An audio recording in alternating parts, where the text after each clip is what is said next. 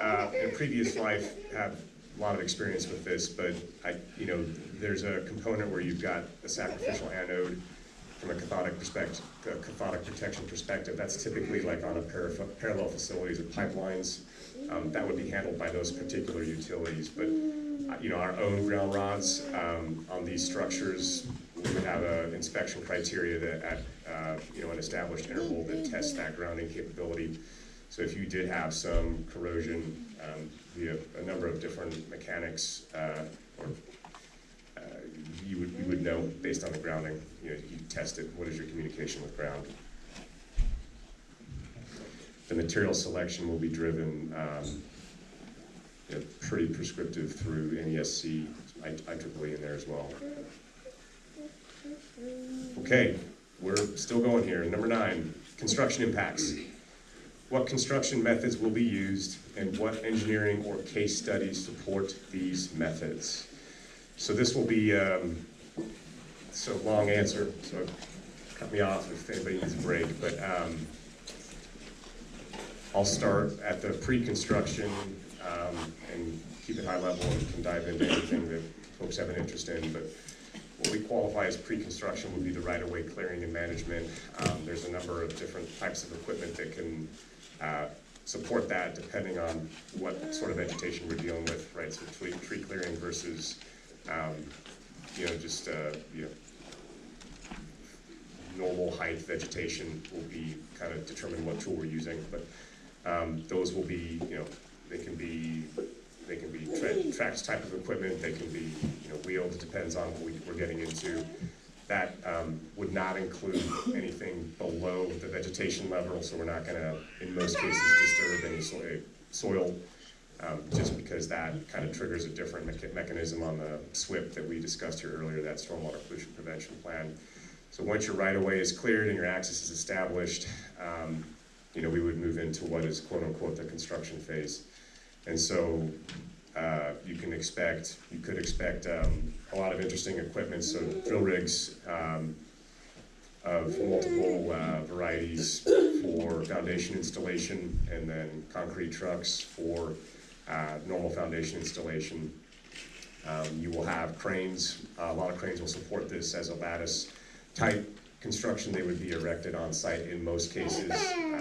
So the asterisk on that is that where access is challenging based on the terrain that we're dealing with, you may see some aerial installations or mobilization of equipments. So that would be like heavy lift helicopters in very rare cases. And also during our stringing operations, you can expect to see some sort of aerial support for stringing. Helicopters will run pilot line to the stringing equipment. I say that that people notice, helicopters flying around. So that is, we do expect to be using aerial support just because of its efficiency for stringing operations. Other equipment you could expect to see during the construction method will be things like bulldozers and blading equipment for scratching out work pads or road improvements. Again, the linear nature of this project is that there's a flurry of activity, and then there's nothing, and then the next crew would come through, in that linear fashion. So right-of-way clearing, foundation, structured crew, and then your bolting crew after they get it set, and then once there's a sufficient envelope for stringing operations, that 3 to 4 mile range, we'd have the stringing done, sag clip onto the next section. So I'm gonna interrupt you here, just to take a break from those questions. Yeah. Because you've got a lot of them there, which came out of Genoa residents. How about we open it up to the floor for a little while? you bet. Maybe 15, 20 minutes, or even a half hour? So is it worth just flagging? We got through 38. We were on 39, I believe, right? 40. So we were gonna pick up with construction impacts 40. 41 would be the next one up. 41 was that. Okay. Yeah. That sound good? All right, so if you have a question for them, if you know it's submitted, your question's submitted under the Genoa questions here, wait, maybe let somebody else answer or ask a question, but if you want to raise your hand if you have a question and go from there. Mark? You said when you laid out this power line, you didn't want to go down the freeway because there's an airport, and there's a military base. Those are short little chunks of a route. Why can't you put it underground for those two little chunks? Why do you have to run it through one of the most, I mean, it's a very, very environmentally sensitive area. And you propose putting these gigantic towers right through the middle of it like a big X. Yep, I hear you. And I think it would be good value to kind of talk about high voltage infrastructure that's buried. And the way that I think about it from... Buried for a short distance. For sure. So I got 765 kV of any AC or DC. There is not a test piece for very short underground installations at that voltage level. So, like, why is that?